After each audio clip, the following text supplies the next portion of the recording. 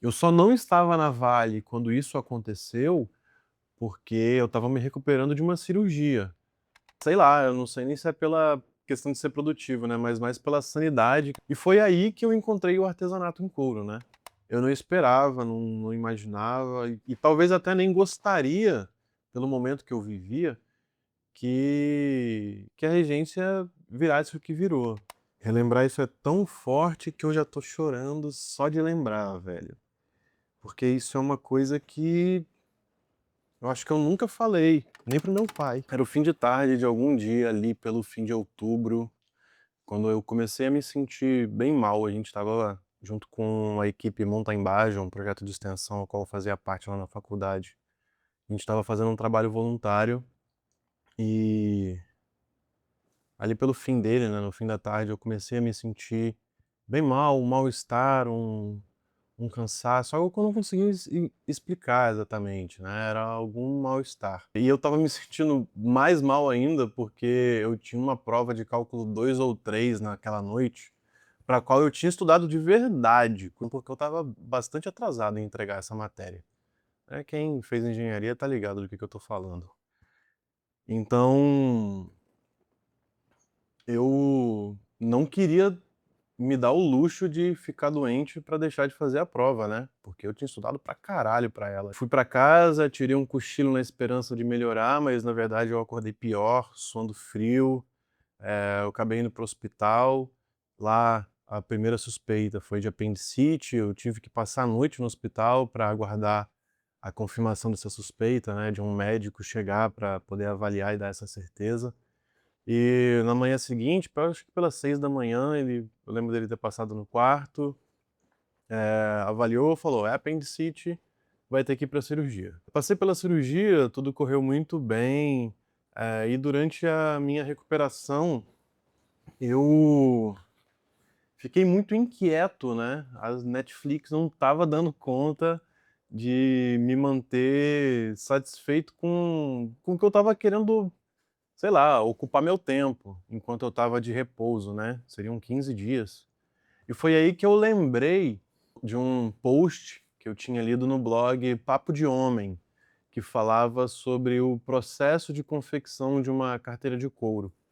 Então eu revisitei esse blog, revisitei essa matéria que eles fizeram. Eu lembro de ter assistido a esse vídeo, né, porque eu não teria acesso a todas as ferramentas que eles estavam mostrando lá. Foi bem difícil até encontrar o couro, na verdade, porque enfim, isso foi mudando muito no mercado ao longo dos anos, principalmente a partir de 2020, mas lá em 2015 era muito difícil. Eu lembro de ter encontrado um lugar em específico que vendia couro fracionado ainda, né, pequenos pedaços de couro, e foi lá que eu comprei, Minuano Sul. Comprei um pedaço de couro amarelo queimado, fui no armarinho da cidade e comprei linha roxa, porque a combinação de cor ia ser interessante. Então eu estava nesse momento de pausa forçada, né, pós-cirúrgica, precisando ficar em repouso e, sei lá, eu não sei nem se é pela questão de ser produtivo, né, mas mais pela sanidade que eu estava querendo buscar uma outra atividade, alguma atividade que eu pudesse fazer durante esse período. E foi aí que eu encontrei o artesanato em couro, né. E essa primeira carteira que eu fiz, ela ficou até bacaninha, não ficou de toda zoada não. Mas eu não sabia nem arrematar a costura, né, naquela época. Não soube nem fazer isso, eu dei um nó e queimei ali de para poder manter a costura firme. E eu acho que foi justamente avaliando esses pontos de melhoria, né, dessa primeira carteira que eu fiz, que o artesanato em couro me pegou.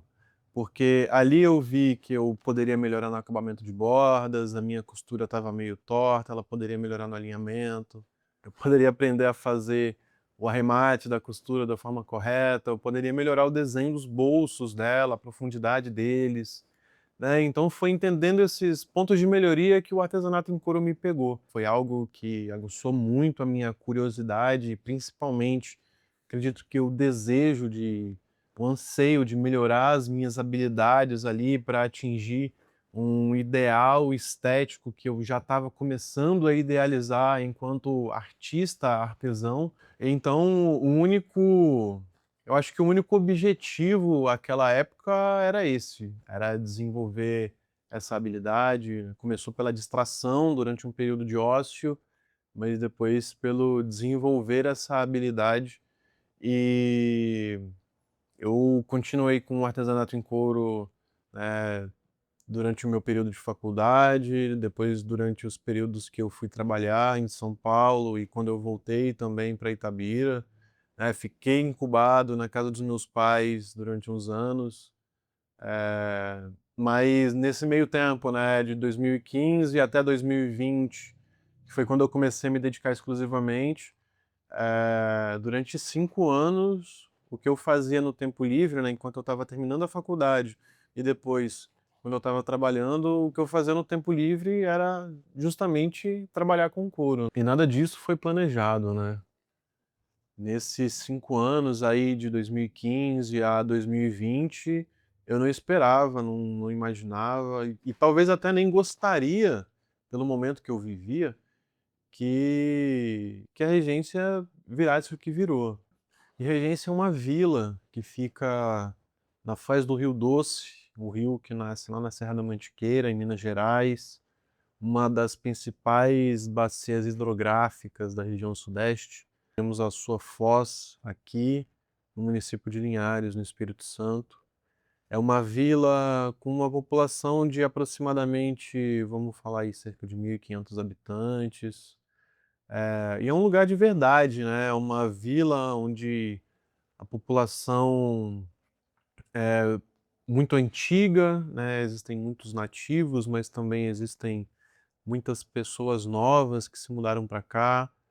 É um local onde a maioria da população se conhece. Existem alguns personagens aqui, isso é muito interessante de se viver num lugar como esse, né? Um lugar tão pequeno, tão pacato, né? E Regência, até 2015, era um local que vivia muito à base do turismo, da pesca também, né? A gente está aqui na Barra do Rio Doce, então a pesca era uma das principais atividades econômicas.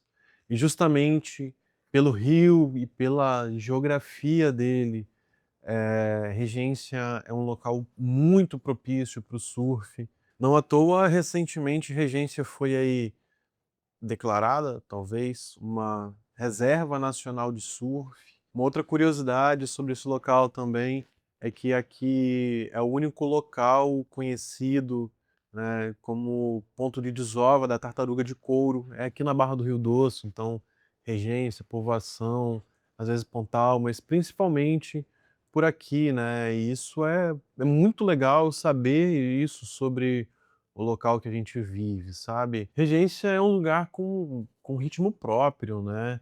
Ele é extremamente diferente da cidade grande, de uma cidade como São Paulo, também muito diferente de cidades aí de médio porte. E aí, lá no dia 5 de novembro de 2015, a barragem do Fundão, lá em Mariana, se rompeu e derramou toneladas e toneladas de rejeito de mineração que acabaram com uma cidade e encontraram o Rio Doce. Então, como uma consequência, né, dessa lama ter chegado até aqui a foz do Rio Doce, como Regência é um lugar que vive muito à base da sua cultura, da sua natureza, Regência ficou quase como que um lugar esquecido, que deixou de ser visitado pelos turistas, né? E por consequência, diversos negócios tiveram que fechar as portas, pousadas, restaurantes. A comunidade ela perdeu ali provavelmente as suas duas principais fontes de renda, né? Que era o turismo e a pesca, o extrativismo. E eu estava estagiando na Vale naquela época, lá em Itabira. Eu só não estava na Vale quando isso aconteceu porque eu estava me recuperando de uma cirurgia. Eu faço aniversário no dia 13 de novembro. Eu estava de recuperação, já era ali, na verdade, o fim da minha recuperação, né? Já tinha passado os 15 dias. Eu viajei de Itabira para Linhares, vim dirigindo. Como boa parte da estrada que eu pegava de Minas aqui para o Espírito Santo, ela é margeando o Rio Doce, eu acompanhei durante boa parte desse trajeto o Rio Vermelho com a lama da barragem. Mas mesmo assim, até ela chegar em Linhares, eu não tinha entendido o que estava acontecendo. E aí eu acho que tem duas experiências pelas quais eu passei nesse momento que me fizeram desistir daquele estágio e pedir para cancelar o meu contrato a 1 mês do término dele. A primeira delas foi quando eu já tinha voltado para o estágio, a lama atingiu a altura de Linhares, né, a lama havia chegado aqui em Linhares, e o meu pai postou um texto no Facebook sobre isso. Relembrar isso é tão forte que eu já tô chorando só de lembrar, velho. Porque isso é uma coisa que eu acho que eu nunca falei, nem pro meu pai. Nunca falei abertamente na internet sobre isso. Algumas poucas pessoas sabem, né, sobre esse início da regência, sobre como foi uma coisa natural, mas que está muito ligada também a esse desastre, né? A regência só se chama regência porque a vila estava muito viva para mim naquela época, até 2015. Eu vinha para cá com o Kainan, com outros amigos, para a gente passar o verão, para ter momentos de paz, introspectivos, de reflexão. Então, eu ter iniciado o hobby foi uma consequência de uma condição, de um momento, de um pós-operatório, mas a homenagem à vila, quando eu decidi batizar a marca de regência, ela vem dentro de todo esse contexto. Nasci na última cidade mineira banhada pelo Rio Doce, Aimorés. E desde os 11 meses vivo na última cidade capixaba banhada pelo mesmo rio, o Rio Doce. Nos tempos em que não havia tanta gente morando nas cidades localizadas ao longo de sua extensão, sua navegabilidade promovia a integração entre diversas cidades. Ontem, 20 de novembro de 2015, ele se tingiu de vermelho. Não aquele vermelho natural, oriundo das enchentes provocadas por fortes chuvas em sua cabeceira. Não, infelizmente. O vermelho que tingiu as águas do Rio Doce é oriunda da ganância, da fome por riqueza a qualquer custo, da falta de responsabilidade por quem deveria fiscalizar empreendimentos altamente danosos ao meio ambiente. A lama que tingiu de vermelho as águas do Rio Doce matou pessoas, matou animais terrestres, matou insetos, matou répteis. Mas muito mais que isso, matou sonhos. Sonhos de pessoas simples, de avós, pais, tios, mães, irmãos. Sonhos. E isso me deixou envergonhado. E o vermelho é a cor da vergonha. Por eu não ser quem eu poderia ser e lutar com dignidade pelo meu, pelo seu, pelo nosso Rio Doce. Desculpe, meu Rio Doce, pela minha incompetência em cuidar de você. E a minha memória pode estar me enganando de novo, mas eu tenho quase certeza que eu li esse texto lá do meu computadorzinho de estagiário, de dentro da área da Vale, lá em Itabira, durante o meu horário de almoço, de algum dia que eu já havia retornado para o trabalho.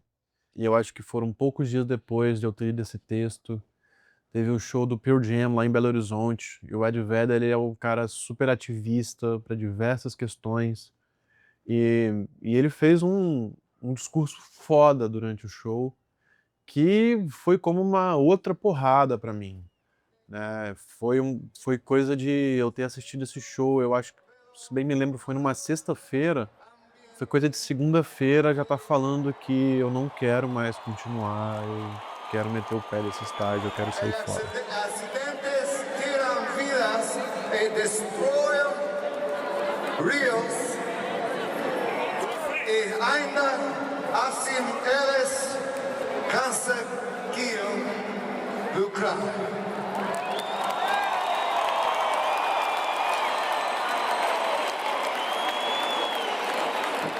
Esperamos que eles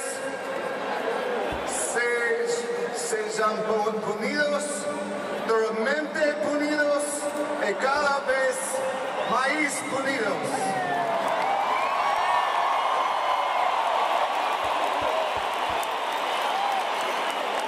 Para que nunca esqueçam o triste desastre causado por eles.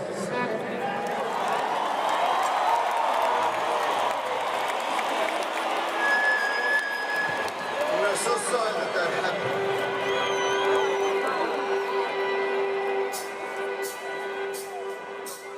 Eu acho que vale ressaltar também que o fato de eu ter deixado o estágio, ele não é uma culpa individual, né, eu não senti isso como responsável por isso, lógico, eu era apenas um estagiário. Mas sim que eu não queria fazer parte daquela estrutura que estava ligada a esse desastre, crime ambiental. Então, durante esse período aí entre 2015 e 2020, a regência era levada como um hobby, né? Eu fazia no tempo livre que eu tinha, fora do horário de trabalho.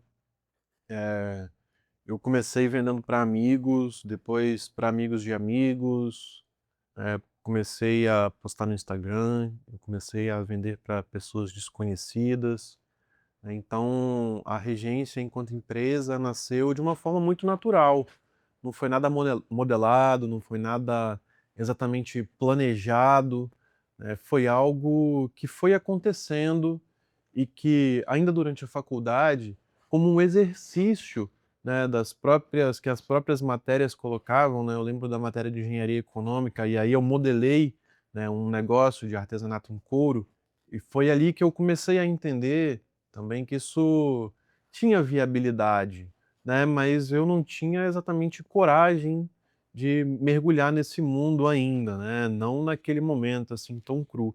Então eu tive experiências de emprego formal, né, trabalhei na Stone, em Sorocaba, então quando eu fui para São Paulo, quando eu fui para lá, eu levei minhas ferramentas, eu fui a São Paulo, viajei de Sorocaba para São Paulo, especificamente para poder comprar couro, né, para poder conhecer as casas de couro que tem em São Paulo.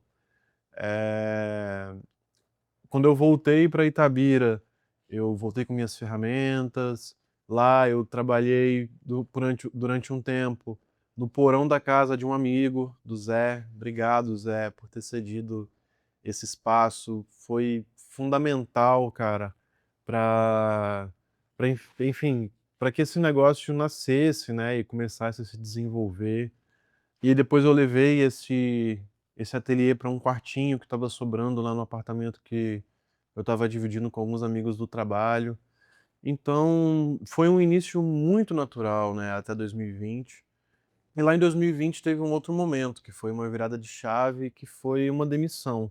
Aí foi uma demissão que a minha ansiedade, ela já havia previsto os cenários, eu já tinha meio que calculado quais eram as minhas possibilidades a partir dela, né. Então eu decidi, a partir dali, né, com o seguro-desemprego e pouco tempo depois, um mês depois, a gente teve o pico da pandemia aqui no Brasil, quando iniciou o lockdown, então ficava preso dentro de casa.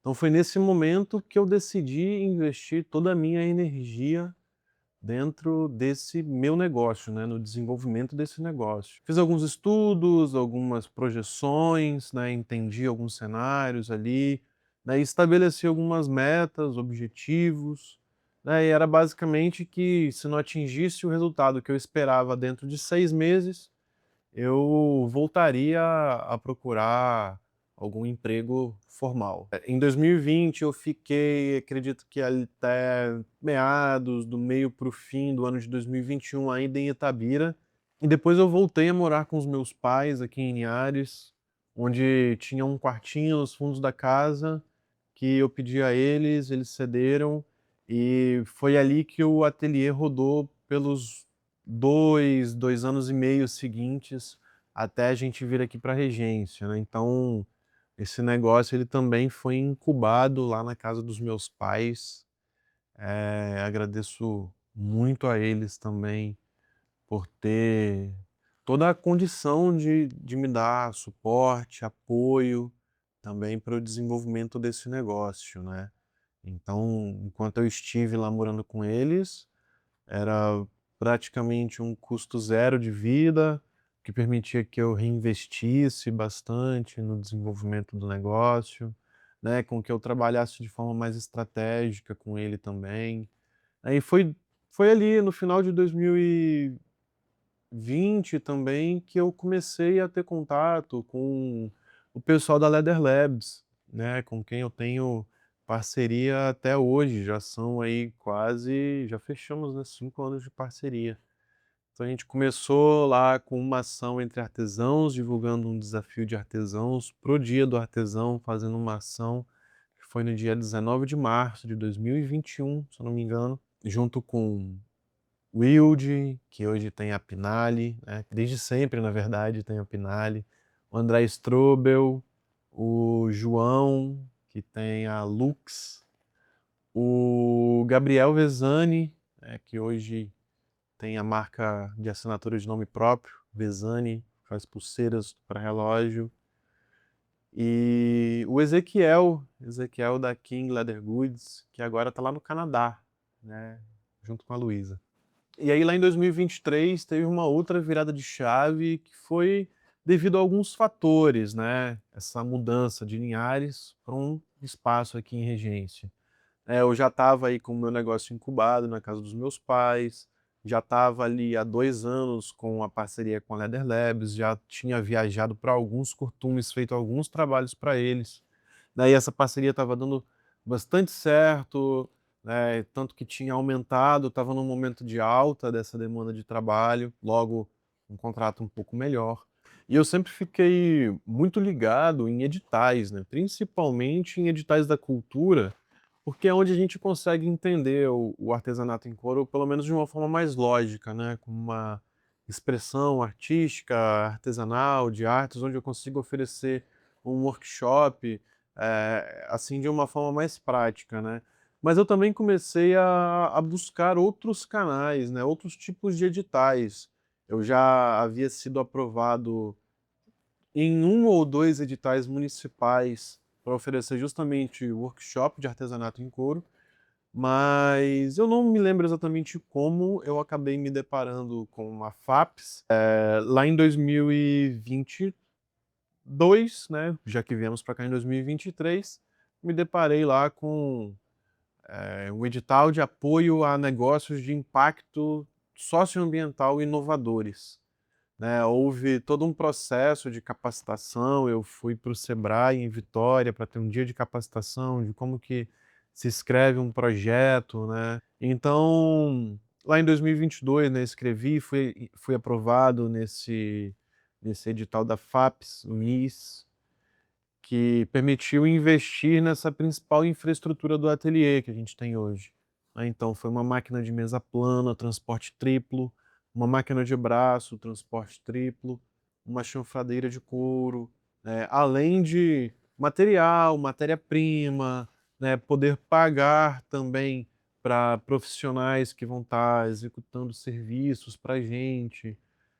Foi com esse investimento do Estado, né, junto a esse período que eu estava incubado lá na casa dos meus pais, né, com essa parceria com a Leather Labs, né, que permitiu investir nesse espaço que a gente está hoje, aqui em Regência.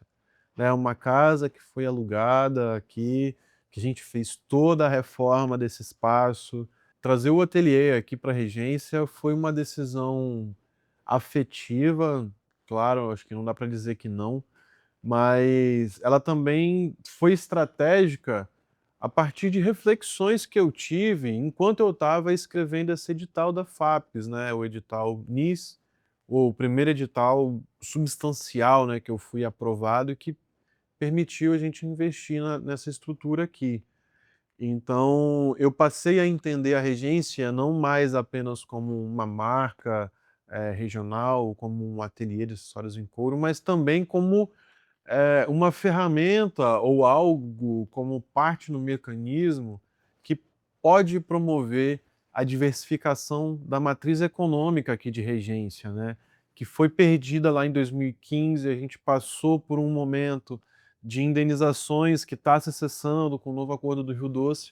Então eu passei a entender a Regência como um negócio, uma empresa local que pode não, que está aqui gerando emprego, postos de trabalho, né, substituindo aqueles que foram perdidos lá em 2015, quando o turismo se esvaiu, né, com o fechamento de bares, pousadas, restaurantes, né, quando a pesca foi proibida.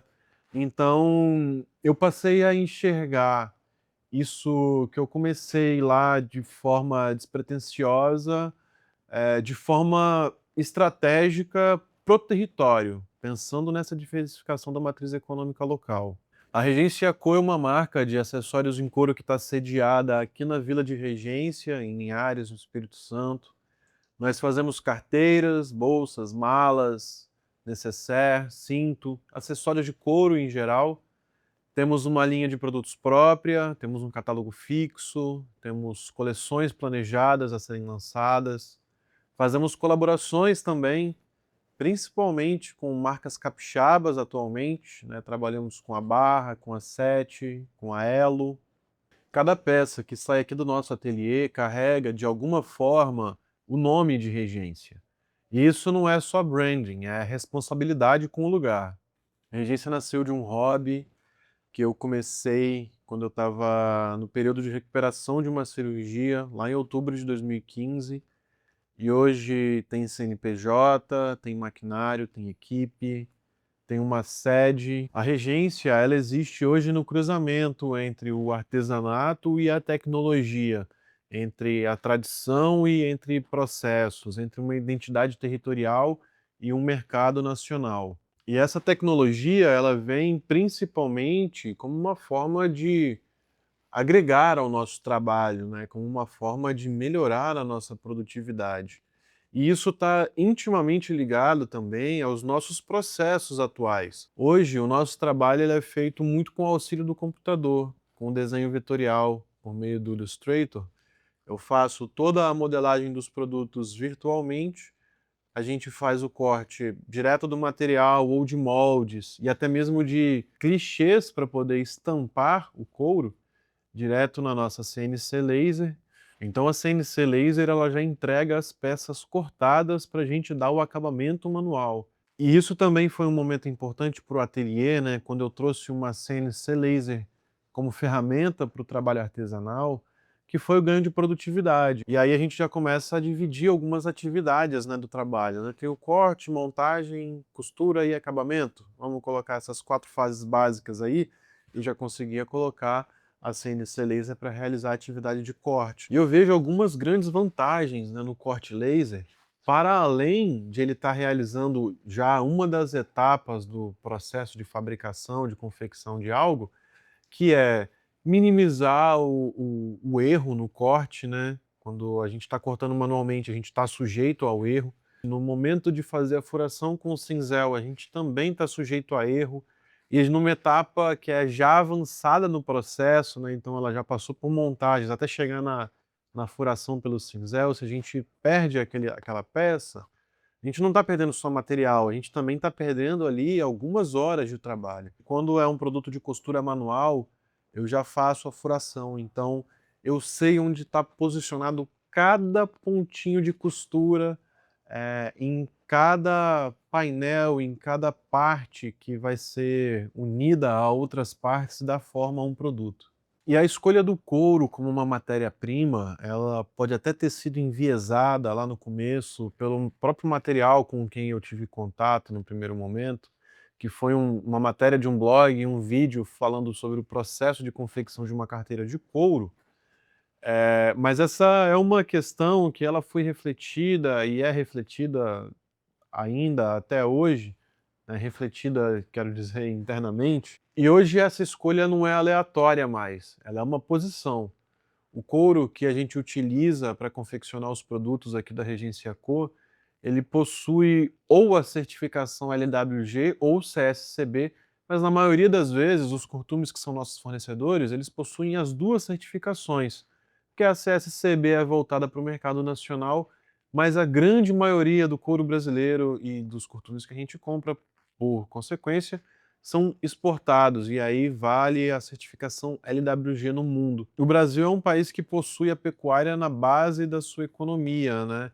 Então o animal ele já existe, ele está sendo abatido pela indústria da proteína animal. Falando exclusivamente de couro bovino, nenhum animal existe e é abatido apenas para se extrair a pele dele. E esse couro, se não for processado, ele vira um problema sanitário. E aí a gente vê pela internet expressões como couro vegano, couro sintético, couro ecológico. Muitas vezes esses materiais são plástico com textura de couro. São PVC e PU, materiais que têm a sua origem lá na indústria petroquímica. Esses materiais, eles levam muitos anos para se decompor e ainda liberam alguns microplásticos no meio desse caminho, né?